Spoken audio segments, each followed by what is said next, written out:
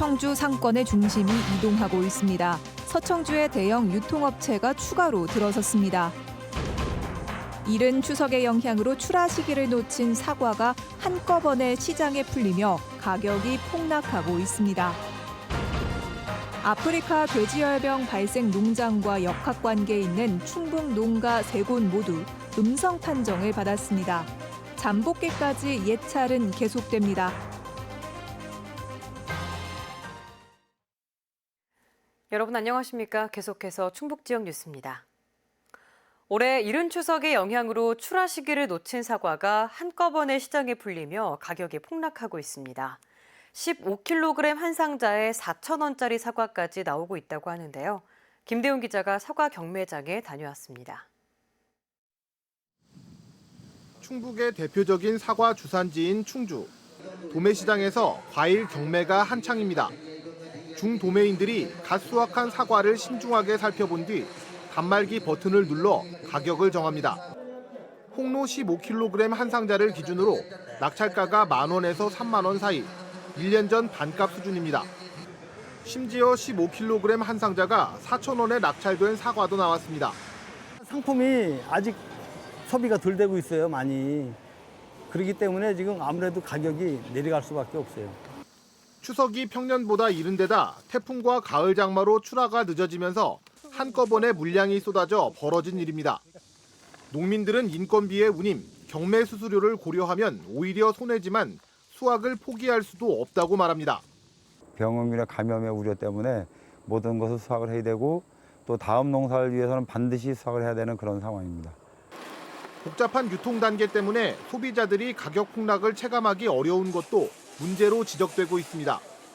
충주시는 직거래를 늘리고 사과 팔아주기 운동을 벌이는 등 대책을 마련하고 있습니다.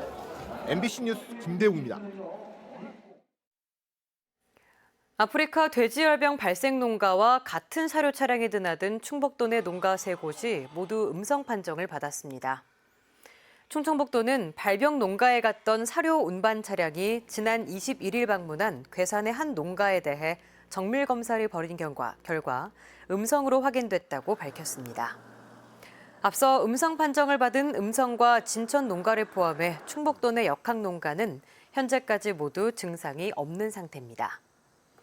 다만 아프리카 돼지열병의 잠복기가 최대 20일에 이르는 만큼 이동 제한 기간인 다음 달 12일까지 하루 2차례 예찰을 벌이고 있습니다. 아프리카 돼지열병 확산에 따라 청주시의회 농업정책위원회와 복지교육위원회가 다음 달 초로 예정됐던 네덜란드와 독일 연수를 취소했습니다.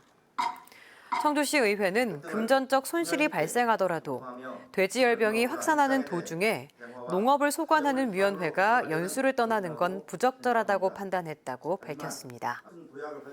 청주시의회 경제환경위원회와 도시건설위원회도 연수 취소 여부를 논의 중인 것으로 전해졌습니다. 오늘 서청주의 또 하나의 대형 유통시설이 문을 열었습니다.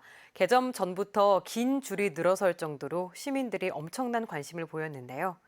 대형 유통업체들이 서청주에 밀집되는 가운데 성안길은 하나 남은 백화점의 자구책이 변수가 되고 있습니다. 조미애 기자입니다. 개점 1시간 전부터 인근 버스터미널 앞마당까지 장사진을 이룬 고객들. 문이 열리자 기다리던 인파가 물밀듯 들어섭니다.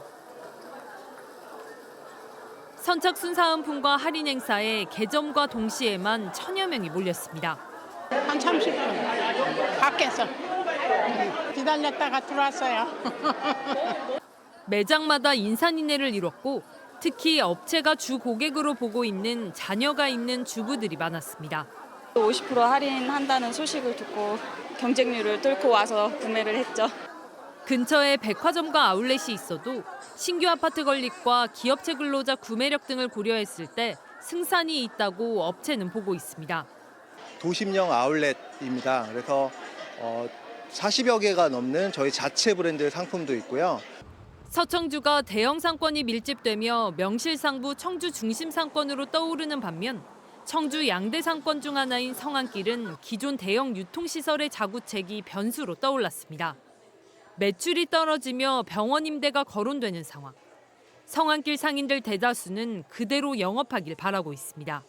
지금 두 군데로 나눠져 있는 게 상권이 손님들 집객하는데도 훨씬 더 같이 상상을 해야 된다고 생각을 하고 10대와 20대 등 젊은 층이 많아 성안길 상권도 차별화하면 경쟁력이 있다는 시각도 있습니다. 보통 화환길에서 쇼핑하면서 친구들이랑 동시에 카페도 가고 여기서 다 먹고 하는 것 같아요. 청주 신도심과 구도심, 상권에서도 지각 변동이 일어나고 있습니다. MBC 뉴스 조미입니다. 충주시가 기업체 두 곳과 함께 500억 원 규모의 투자 협약을 체결했습니다. 충주시 목행동에 위치한 코스모 신소재는 2차 전지용 양극화 물질 등의 제작을 위해 내년까지 430억 원을 투자해 현 위치에 13,200제곱미터 규모의 공장을 증설할 예정입니다. 또 승강기 부품 생산업체이자 현대엘리베이터의 협력 기업인 마운트 G&D는 내년까지 충주시 엄정면 신만리에 70억 원을 투입해 5,000제곱미터 규모의 공장을 신축하기로 했습니다. 지난해 10월 충주시 대소원면 메가폴리스 산업단지의 터를 잡은 퓨라토스 코리아 공장이 준공됐습니다. 충주시는 퓨라토스 코리아 충주 공장이 본격적으로 가동됨에 따라 고용 창출 등 경제 파급 효과를 기대한다고 밝혔습니다. 퓨라토스는 전 세계 100여 국에 지사를 두고 있는 제과 제빵 전문 글로벌 기업입니다. 긴급 신고 119로 걸려오는 장난 거짓 전화. 충북은 최근 6년 동안 19건이 접수됐고 지속적으로 줄고 있는 추세인데요. 그릇된 전화 한 통이 실제로 도움이 필요한 국민의 생명과 재산까지도 위협할 수 있습니다. 이재욱 기자입니다. 클럽에 가방을 두고 왔으니 찾아달라. 국가대표 축구 경기 결과가 어떻게 됐느냐는 황당한 내용부터 아파트에 폭발물을 설치했다는 거짓 신고까지 최근까지 119로 접수된 허위 신고 전화 내용들입니다. 지난 2014년부터 전국에서 119로 접수된 장난 거짓 신고 전화는 해마다 줄고 있기는 해도 1만 건이 넘습니다. 충북에서도 같은 기간 동안 19건의 허위 신고가 접수됐는데 최근 3년 동안은 한 건도 없어 개선된 의식 수준을 보여주고 있습니다. 특히 거짓 신고는 소방관들의 현장 출동까지 이어져 소방력 낭비는 물론이고 1분 1초가 급한 실제 도움이 필요한 사람들에 대한 도착 시간까지 지연시킬 수 있습니다. 소방당국은 허위 신고를 한 사람에게 최고 200만 원 이하의 과태료를 부과할 수 있습니다. 사람이 끼어 있을 때 그때는 1초를 다투는 경우거든요. 그럴 때 신속하게 가서 구조해야 되는데 허위 신고 출동함으로 해서 시간 지체되면은 생명에 지장이 있습니다. 하지만 지난 2014년 이후 전국적으로 119 허위 신고에 대한 과태료 부과 건수는 30건에 불과해 처벌은 여전히 약한 수준에 그치고 있다는 지적도 나옵니다. MBC 뉴스 이재욱입니다. 제천시의회가 시멘트 생산량에 따라 제조사에 지방세를 부과하는 지방세법 개정안을 국회가 의결해달라는 건의문을 채택했습니다.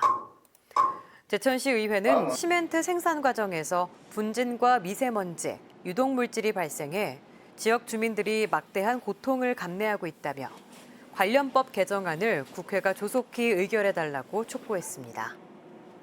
관련법 개정안에는 시멘트 생산량 1톤당 1,000원을 지역 자원시설세로 내게 돼 있는데 시멘트 업계가 반발하면서 3년이 지나도록 국회가 의결하지 않고 있습니다. 다음 달 4일 서울에서 개막하는 제100회 전국체육대회 성화가 오늘 충북을 지났습니다. 성화는 오늘 청주 백제 유물전시관을 출발해 청주시 3.6km를 통과한 뒤 다시 충주시청으로 넘어가 2.8km 구간을 달렸습니다. 지난 22일 강화 만이산 참성단에서 체화된 성화는 100회를 맞은 전국체육대회의 성공을 기원하며 전국을 순회하고 있습니다. 이번 주말 제천에서 6개 스포츠 대회가 잇따라 열립니다.